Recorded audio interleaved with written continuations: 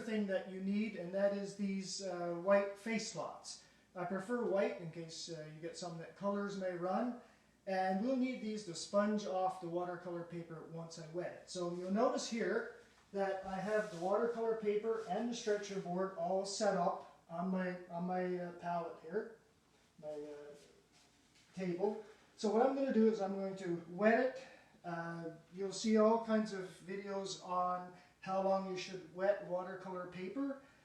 Basically, it depends on what type of painting you're going to do. If you're using maybe a lot of washes or a lot of water in your watercolor painting, you'll probably need to soak it a little bit longer. But the type of painting we're doing will not require a lot of washes, a lot of detail work. So all we need to do is basically just get it wet a little bit, and then we can put it on our board and stretch it off. So all I'm doing is I'm taking the paper and I'm running it through the water a couple of times. That's it. So you notice here, and I'm going to go back over it again, like that, and once more, and then I'm just going to let it just drain off a little bit here, and then I'm going to transfer it over to my board, and I'm going to get it positioned on the board here, about in the center, like that. Then I'm going to take my cloth and I'm going to sponge it off as much as I can. So it all sponged off. I don't need any excess water on here. Just sponge it all off. Like that.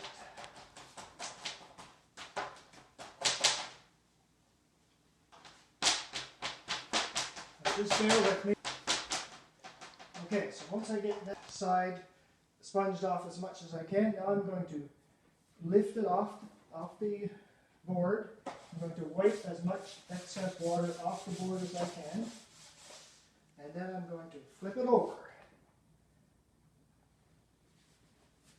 So just lay it down. Now this time I have to get it exactly in the position I want to get it taped in place. So I'll just hold it as close as I can here. Pull it this way. And again, just sponge off as much of the water as I can. Okay, so I'll get the edges especially dry as I can get them.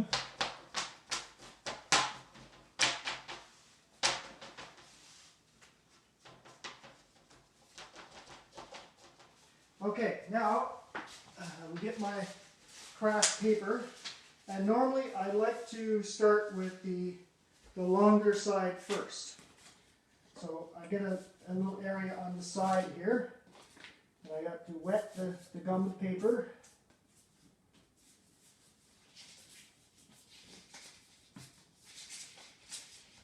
Make sure it's all the surface is nice and wet. There are no dry spots. And a good way to check that is to just hold it over the light so you can see the reflection of the water on it. And then once you got that done, you just take your piece of paper, run it along the edge, like this, just about 1/4 of an inch in over the edge, and taper down.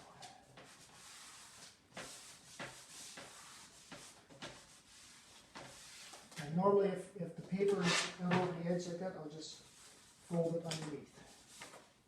So it holds nice and neat. The important thing is to get the paper pressed on the edge of your watercolor paper and just fold it down around like that. Okay, so then I will flip it around.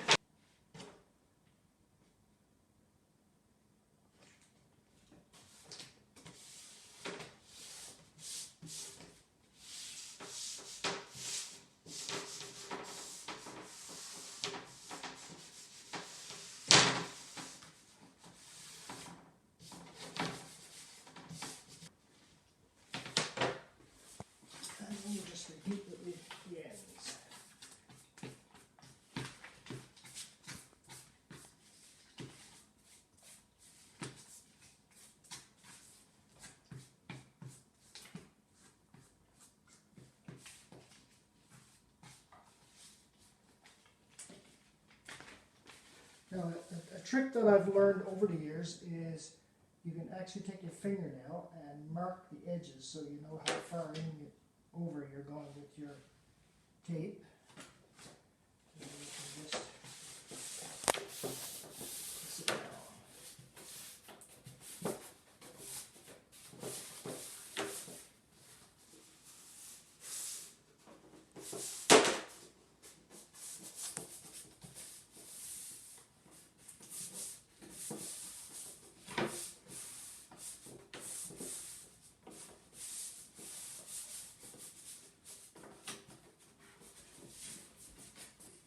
As you can see, there's a little bit of a process to it, but it's well worth it in the end.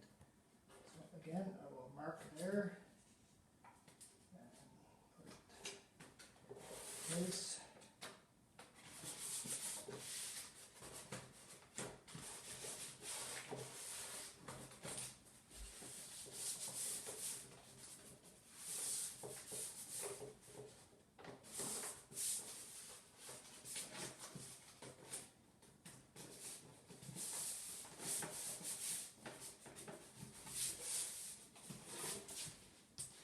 Okay, so the tape is in place. So what's going to happen now is you may notice that the paper is kind of wavy, but that will all flatten down when the paper begins to dry, because what it wants to do now is shrink back in place, and the tape will keep it from doing that, so it will tighten out. But for the next 10 minutes or so, which I will not video the whole thing, but for the next 10 minutes, I'm going to be pressing down these edges. And the reason I'm doing that, while the paper is wet, the edge of the paper is going to want to lift off the tape is going to want to lift off the paper.